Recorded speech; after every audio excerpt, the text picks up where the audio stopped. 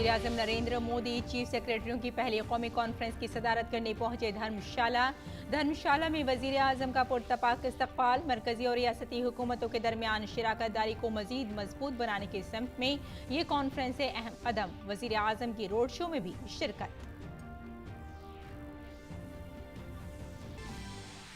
भारत की मेजबानी में नई दिल्ली में आसियान ममालिक के वज़राए खारजा की मीटिंग जारी। वज़ीर खारजा एस जयशंकर ने कोविड वबा और आलमी चैलेंजों के दरमियान भारत आसियान इजलास को करार दिया अहमियत का हामिल। कहा, आसियान ममालिक का किरदार पहले से है ज्यादा अहम। वज़ीर दिफा राजनाथ सिंह का भारतीय मुसल्लह अफवाज की दिफाई तैयारियों का जायजा लेने के लिए जम्मू कश्मीर का 2 रोज़ा दौरा। बारामूला में फौजी जवानों से मुलाकात, हथियारों का किया मुआयना, ऑल ट्रेन व्हीकल भी चलाई। वज़ीर दिफा ने कश्मीर में दहशतगर्दी के वाक़यात में कमी का जवानों के सर बांधा सेहरा। अमेरिका का यूक्रेन के लिए $1 अरब के नई फौजी इमदादी पैकेज का ऐलान। पैकेज में मजीद हथियार, एंटी शिप डिफेंस सिस्टम और जदीद रॉकेट सिस्टम हैं शामिल। जो बाइडन ने यूक्रेन के सदर से फोन पर बातचीत में मदद के अज़्म का किया इजहार।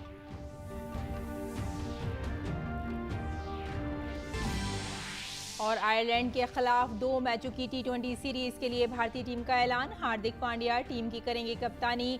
सीरीज का पहला मैच 26 जून जबकि 28 जून को खेला जाएगा दूसरा मैच।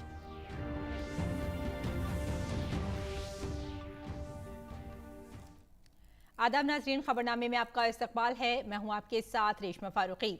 आइए अब तफसील से खबरों पर नजर डालते हैं। वज़ीर-ए-आज़म नरेंद्र मोदी चीफ सेक्रेटरियों की पहली कौमी कॉन्फ्रेंस की सदारत करने के लिए धर्मशाला में हैं। वज़ीर-ए-आज़म मोदी का धर्मशाला पहुंचने पर पुरतपाक इस्तकबाल किया गया। वज़ीर-ए-आज़म ने धर्मशाला में एक रोड शो में भी शिरकत की। उन्होंने हाथ हिलाकर लोगों का इस्तकबाल किया। रोड शो के दौरान वज़ीर-ए-आज़म के साथ हिमाचल के वज़ीर आला जयराम ठाकुर भी मौजूद थे।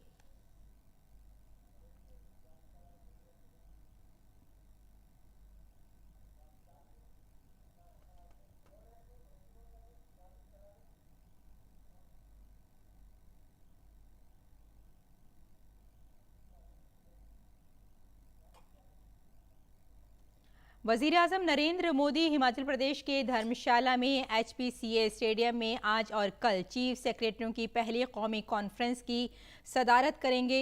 ये मरकजी और रियासती हुकूमतों के दरमियान शराकत दारी को मजीद मजबूत बनाने की तरफ एक अहम कदम होगा। कॉन्फ्रेंस में 200 से ज़ायद अफराद शिरकत कर रहे हैं।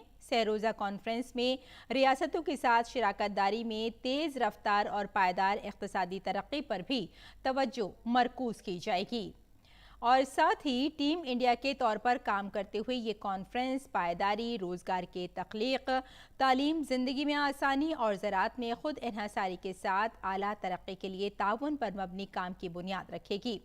कॉन्फ्रेंस में तरक्की और मुश्तरका तरक्याती एजेंडे पर अमल दरामद पर तवज्जो मरकूज़ की जाएगी और आवाम की उमंगों के हुसूल के मकसद से मरबूत कार्रवाई के लिए एक रोड मैप भी तैयार किया जाएगा। तो चीफ सेक्रेटरियों की पहली कौमी कॉन्फ्रेंस है। और अगली खबर की तरफ बढ़ते हैं। आसियान ममालिक के वज़राए खारजा का इजलास आज से नई दिल्ली में शुरू हो रहा है। भारत पहली बार इस इजलास की मेज़बानी कर रहा है। वज़ारती इजलास में वज़ीर खारजा डॉक्टर एस जयशंकर और आसियान ममालिक के वज़राए खारजा शिरकत कर रहे हैं। अहम बात यह है कि इस इजलास का एहतमाम आसियान के साथ ताल्लुकात की 30वीं सालगिरह के मौके पर किया गया है। इस मौके पर वज़ीर खारजा डॉक्टर एस जयशंकर और दीगर ममालिक के वज़राए खारजा ने ग्रुप फ़ोटो खिंचवाई। वज़ीर खारजा एस जयशंकर ने अपने इब्तिदाई कलमात में कहा कि आसियान ममालिक का किरदार पहले से ही कहीं ज़्यादा अहम हो गया है। इसके साथ ही जयशंकर ने कहा कि हम ताल्लुकात की चौथी दहाई में काम कर रहे हैं और आसियान ने अपनी एक अलग पहचान बनाई है। It is heartening that we are meeting in person for this first ASEAN-India Foreign Ministers meeting in New Delhi.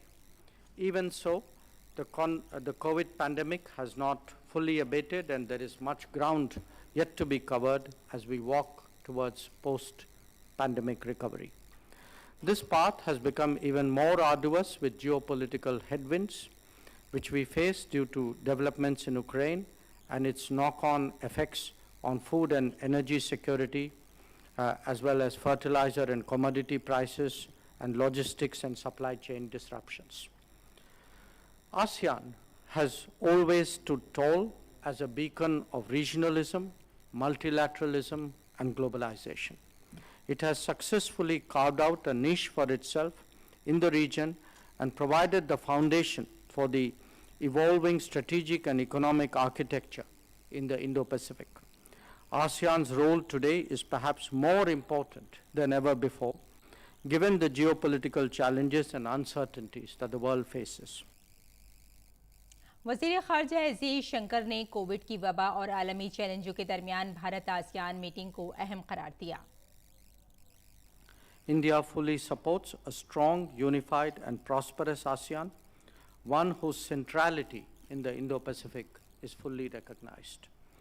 The strong convergence of the AOIP and the IPOI is a testimony to our shared vision for the region. ASEAN-India ties, anchored in history and nurtured by a common ethos, has withstood the test of time and indeed grown stronger with each passing decade. Our sectoral partnership of 1992 matured into a summit-level partnership in 2002 and further evolved into a strategic partnership in 2012. As we enter the fourth decade of our relationship, our ties too must respond to the world that we confront. वज़ीर आज़म नरेंद्र मोदी ने ASEAN के वज़राए ख़ारजा और नुमाइंदों के साथ एक तस्वीर share की। वज़ीर आज़म मोदी ने ट्वीट किया कि हम भारत आसियान ताउन के 30 साल मुकम्मल होने का जश्न मना रहे हैं। आसियान के वज़राए ख़ारजा और नुमाइंदों के साथ अच्छी बातचीत हुई। और अगली खबर की तरफ बढ़ते हैं। वज़ीर दिफा राजनाथ सिंह जम्मू कश्मीर के 2 रोज़ा दौरे पर हैं। वज़ीर दिफा राजनाथ सिंह ने जम्मू कश्मीर के बारामूला में फ़ौज के जवानों से खिताब करते हुए कहा कि हर रोज़ कोई ना कोई वाक़यात होते रहते हैं, लेकिन अब दहशतगर्दी के वाक़यात महज नाम के रह गए हैं। उन्होंने कहा कि इसका सेहरा फ़ौज के जवानों के सर बांधना चाहता हूँ। फ़ौज के जवान बहादुरी से मुल्क की सरहदों की हिफाजत करते हैं। इस मौके पर जवानों ने वज़ीर दिफा को गार्ड ऑफ ऑनर पेश किया। राजनाथ सिंह ने फ़ौजियों के साथ एक ग्रुप फोटो भी खिंचवाई।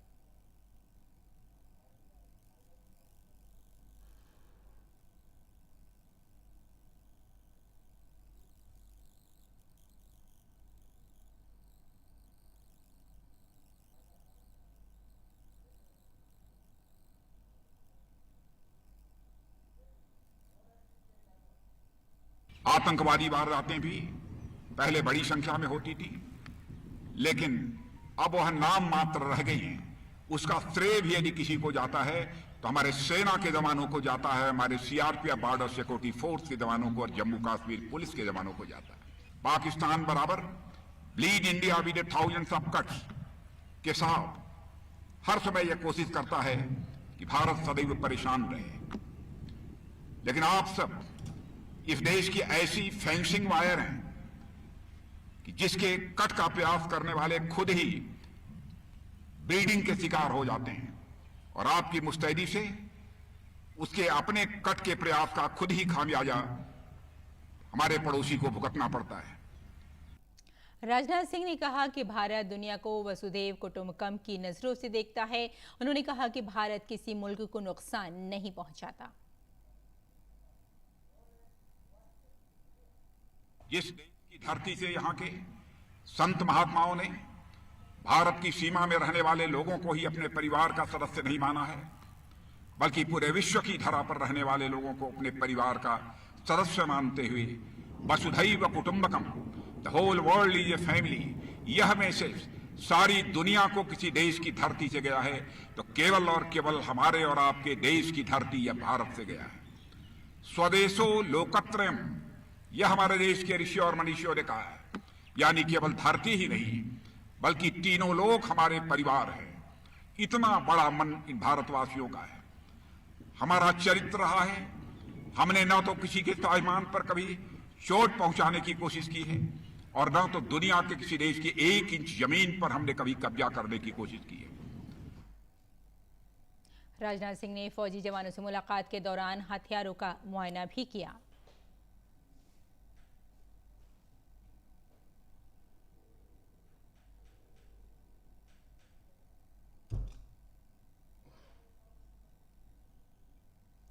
वजीर दिफा राजनाथ सिंह बारामूला में ATV यानी ऑल ट्रेन व्हीकल चलाकर बाराखाना पहुंचे।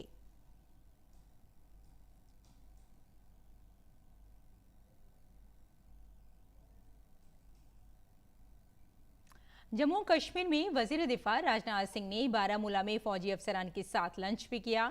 वजीर दिफा जुमे को जम्मू में मुनक़िद होने वाली महाराजा गुलाब सिंह जी की ताजपोशी की 200वीं सालगिरह के प्रोग्राम में शिरकत करेंगे।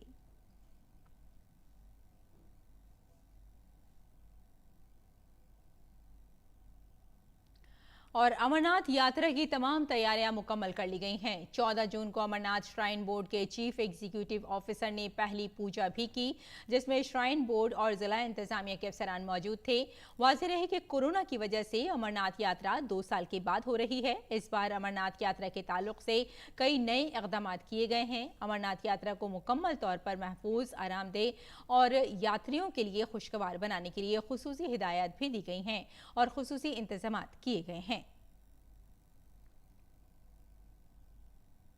मरकजी हुकूमत ने मंगल को एक बड़ी अहम स्कीम अग्निपथ का आगाज किया था। इस स्कीम के आगाज के साथ ही अपोजिशन ने इस मंसूबे की मुखालफत शुरू कर दी है। वज़ीर मुमलिकत बराए दिफा अजय भट्ट ने कहा कि स्कीम नौजवानों के लिए बहुत फायदेमंद है और अपोजिशन सिर्फ एहतिजाज की खातिर एहतिजाज कर रही है।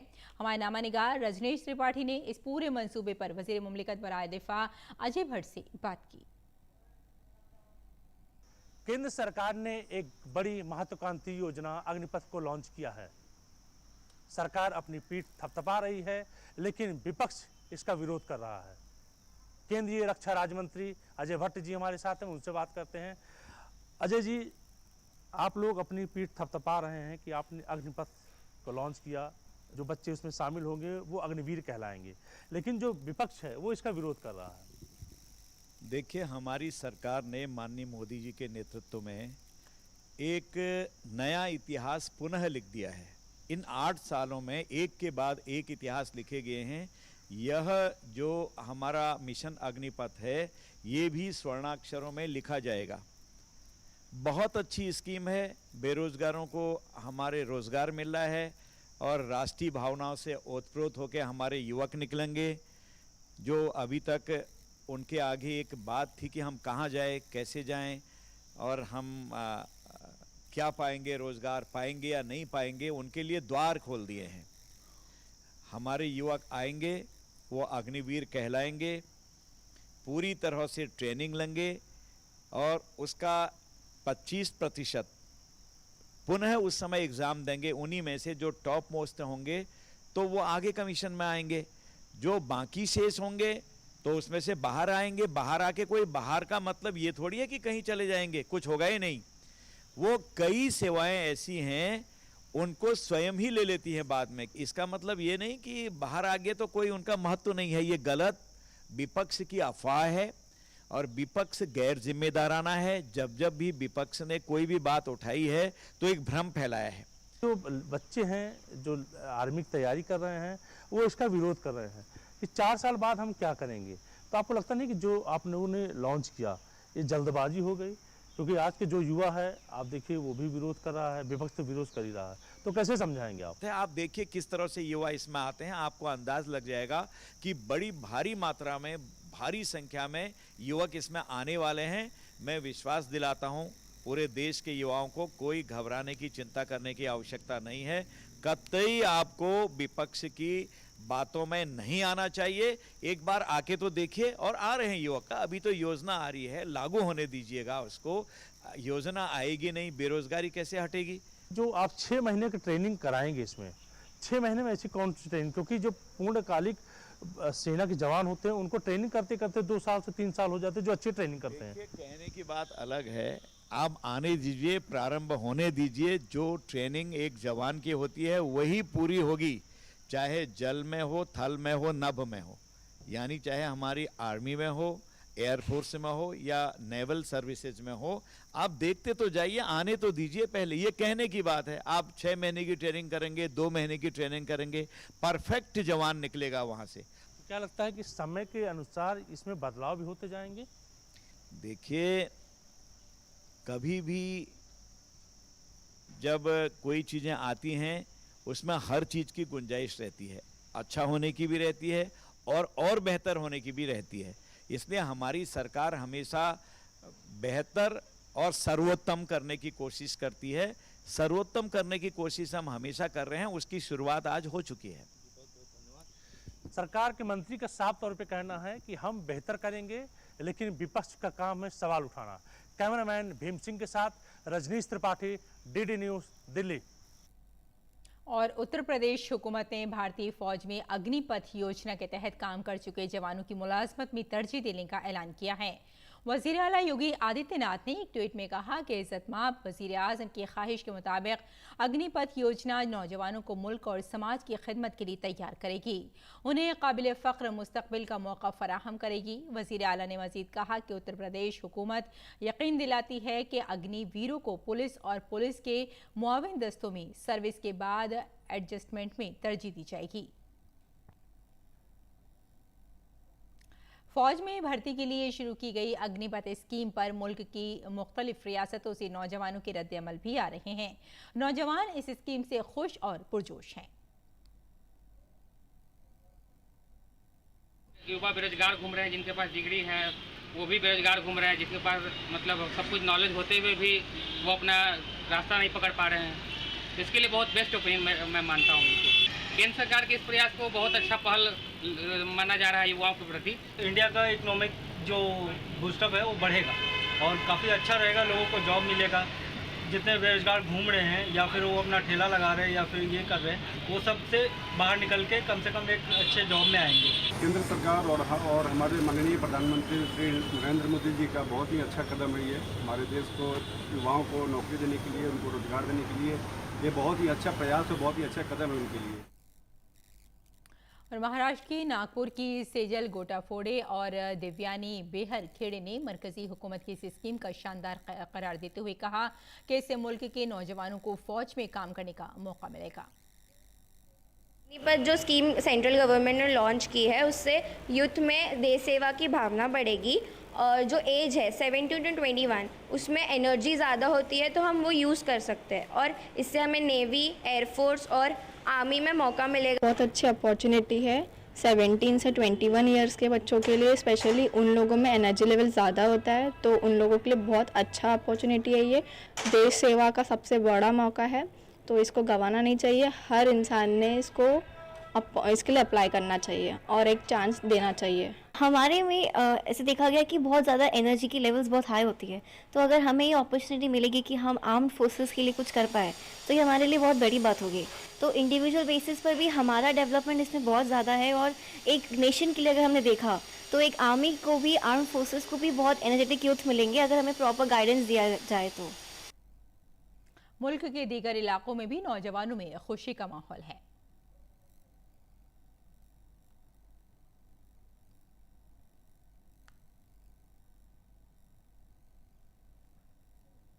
अग्निपथ जो स्कीम हमारे जो सेंट्रल गवर्नमेंट की तरफ से आया है, ये काफ़ी अच्छा स्कीम है और हमारे युवा लड़कों को ये इंडियन आर्मी से जुड़ने का काफ़ी अच्छा सुनहरा मौका है ये।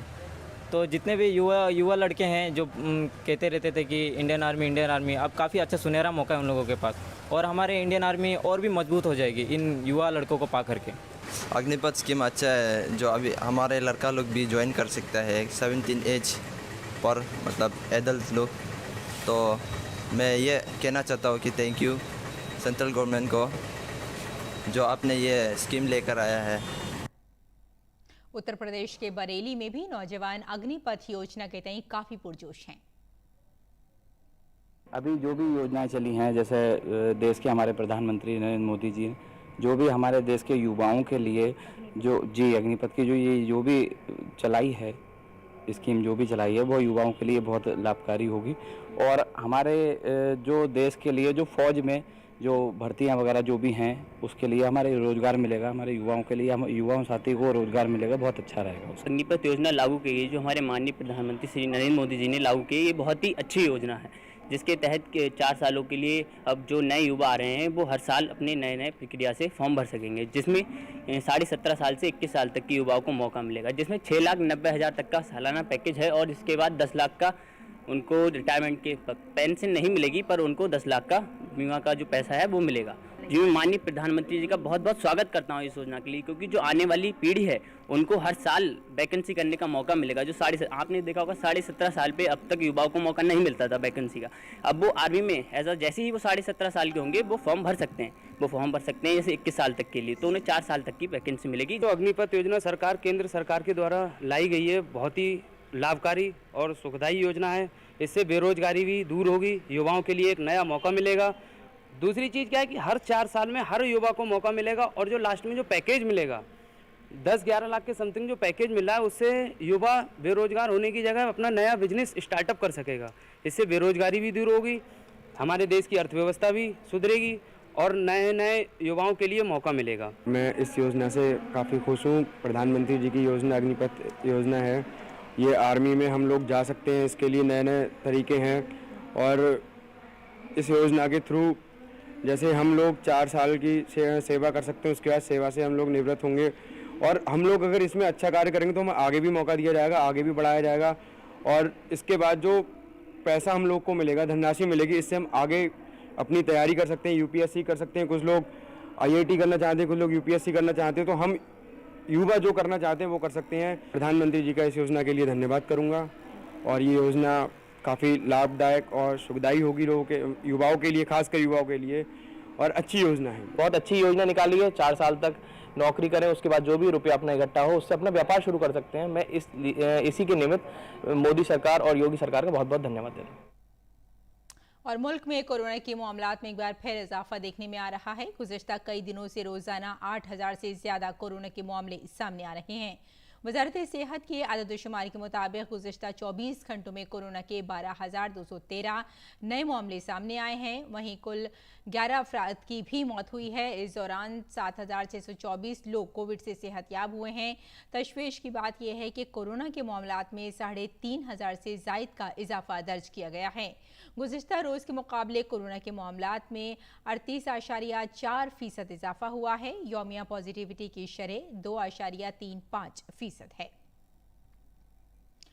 और दिल्ली की बात की जाए तो दिल्ली में कोरोना वायरस के मामलात में तेज़ी से इजाफा हुआ है। बुध को कोरोना इन्फेक्शन के 1375 नए मामले सामने आए, जबकि इन्फेक्शन की शरह 7.01% थी। कमोबेश यही हाल महाराष्ट्र में भी है। बुध को कोविड-19 के 4024 नए मामले दर्ज हुए, जो गुज़िश्ता रोज़ के मुकाबले 36% ज़्यादा है, जबकि 24 घंटों में 2 मुतासिरा अफराद की मौत हो गई। इस तरह केरल में 1700 से 2000, हरियाणा और तमिलनाडु में 350 से 500, उत्तर प्रदेश में 200 से 300 और तेलंगाना में रोजाना 200 से 250 मामले दर्ज हो रहे हैं। उत्तर प्रदेश के वजीर आला योगी आदित्यनाथ ने लखनऊ में कोविड-19 और योगा डे 2022 के हवाले से ओहदेदारों के साथ जायजा मीटिंग की। उत्तर प्रदेश समेत पूरे मुल्क में कोरोना के मामलात में इजाफे के बाद रियासती और मरकजी हुकूमत अलर्ट मोड पर हैं। उत्तर प्रदेश में कोरोना इन्फेक्शन के बढ़ते हुए मामलात को देखते हुए वजीर आला योगी आदित्यनाथ ने बचाव की कोशिशों को तेज करने की हिदायत दी हैं। मरकजी वजीर अश्वनी वैष्णव ने फ्रांस के दारुल हुकूमत पेरिस में विवा टेक 2022 में भारत की नुमाइंदगी की। यूरोप की सबसे बड़ी स्टार्टअप कॉन्फ्रेंस ने भारत को साल का बेहतरीन मुल्क करार दिया है। मरकजी वजीर ने कहा कि किस तरह नौजवान तवानाई से भरपूर भारत हर मुमकिन मैदान में टेक्नोलॉजी और इख्तरा में 1.4 अरब भारतीयों की जिंदगियों को बेहतर बना रहा है। इस मौके पर भारत और फ्रांस ने इंफ्रा नामी मुश्तरका पहल के तहत डिजिटल इंफ्रास्ट्रक्चर की तरक्की में ताउन करने के इरादे के खत यानी लेटर ऑफ इंटेंट पर दस्तखत किए। वजीर तवानाई आर.के. सिंह के मुताबिक भारत 2030 तक 500 गीगावाट का हदफ आसानी से हासिल कर सकेगा। तवानाई की मुंतकली पर फिक्की की कौमी कॉन्फ्रेंस से खिताब करते हुए वजीर तवानाई ने कहा कि अगर भारत में सनतें ग्रीन एनर्जी की तरफ मुंतकिल हो जाएं तो भारत 700 गीगावाट का हदफ भी हासिल कर सकता है। तवानाई के वजीर ने इशारा दिया कि आने वाले मानसून इजलास के दौरान पार्लियामेंट में बिजली का तरमीमी बिल पेश किया जा सकता है। सुप्रीम कोर्ट ने उत्तर प्रदेश में नफरत अंगेज तकरीर के मामले पर हुए तशद्दुद के बाद मुलजिमीन के घरों पर बुलडोजर चलाने की कार्रवाई पर रोक लगाने की दरख्वास्त पर रियासती हुकूमत से जवाब तलब किया है। रियासती हुकूमत इस मामले में 3 दिन के अंदर जवाब दाखिल करेगी। सुप्रीम कोर्ट अब इस मामले की अगले हफ्ते समाअत करेगी। इस मामले में यूपी हुकूमत की तरफ से पेश हुए सॉलिसिटर जनरल तुषार मेहता ने कहा कि अर्जी काबिल समाअत नहीं है, चाहे वो दिल्ली के जहांगीरपुरी में तजव्वुज़ात को मिसमार करने के मामले हो या फिर उत्तर प्रदेश में ये कार्रवाई बाकायदगी से की जाती रही है और पूरी तरह कानून के मुताबिक है। दरख्वास्त गुजार के वकील ने रियासती हुकूमत की कार्रवाई पर रोक लगाने की दरख्वास्त की है। दरख्वास्त में कहा गया है कि मुनासिब कानूनी अमल के बगैर कार्रवाई की जा रही है। इसके साथ जमीयत ने बुलडोजर कार्रवाई के जिम्मेदार अहलकारों के खिलाफ कार्रवाई का भी मुतालबा किया है। उर्दू के मशहूर मारूफ नक्काद और साहित्य अकादमी के साबिक सदर गोपी चंद नारंग का 91 साल की उम्र में अमेरिका में इंतकाल हो गया है। वो नामवर मुहक्किक और माहिर लिसानियात भी थे। उन्होंने माबाद जदीदियत को उर्दू में मुतारिफ कराया था। उनका इंतकाल उर्दू अदब का बड़ा नुकसान है। उर्दू के नामवर नुक्काद और साहित्य अकेडमी के साबिक चेयरमैन प्रोफेसर गोपी चंद नारंग ने अमेरिका में दुनिया को खैरबाद कह दिया। उनकी उम्र तकरीबन 91 बरस थी। गोपी चंद नारंग 11 फरवरी 1931 को बलूचिस्तान के इलाके दुकी में पैदा हुए थे। उन्होंने उर्दू तनकीद में साख्तियात और उसलूबियात की बहसों की इब्तिदा की। प्रोफेसर गोपी चंद नारंग मजमूई तौर पर 64 किताबों के मुसन्निफ हैं। इन किताबों में 45 उर्दू में, 12 अंग्रेजी में और 7 हिंदी में लिखी गई हैं। उनकी लिसानियात और फिक्शन पर भी गहरी नज़र थी। उन्होंने 1954 में यूनिवर्सिटी ऑफ दिल्ली से उर्दू में MA और 1958 में लिसानियात में PhD की असनाद हासिल की। गोपी चंद नारंग ने 1957 में सेंट स्टेफेनिस कॉलेज दिल्ली में लेक्चरर के तौर पर तदरीसी खिदमात शुरू की और आखिर तक दिल्ली यूनिवर्सिटी के एजाजी प्रोफेसर यानी प्रोफेसर इमेरिट्स रहे। वो साहित्य अकादमी के सदर के ओहदे पर भी फाइज रहे। प्रोफेसर गोपी चंद नारंग को अहद हाजिर के सफ़े अव्वल का उर्दू नक्काद, मुहक्किक और अदीब माना जाता है। प्रोफेसर नारंग हिंदी, उर्दू, अंग्रेजी और पश्तू समेत 6 ज़बानों पर उबूर रखते थे। वो हिंदी उर्दू को एक दूसरे की मद्दे मुकाबिल नहीं बल्कि तकमीली ज़बान समझते थे। उन्हें सफ़ीर उर्दू के तौर पर भी जाना जाता है। गोपी चंद नारंग को हुकूमत ने 2004 में पद्म भूषण और हुकूमत पाकिस्तान ने 2012 में सितारे इम्तियाज अता किया था। Bureau report DD news Urdu खबरें। और बैनुल-अक़वामी खबरों में अमरीकी सदर जो बाइडन ने यूक्रेन के लिए $1 बिलियन के नए फौजी इमदादी पैकेज का ऐलान किया है। इससे कबल अमरीका ने रूसी फौजी कार्रवाई से निपटने में यूक्रेन की मदद करने का अहद किया था।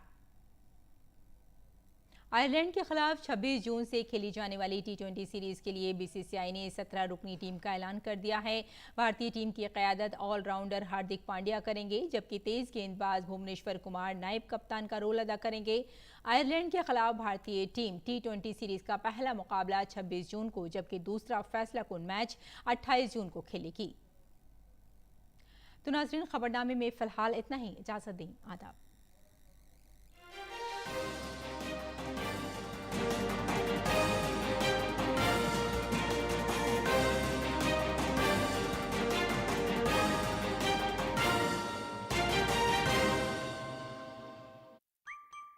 Running, jumping, dancing and grabbing, tuning into style,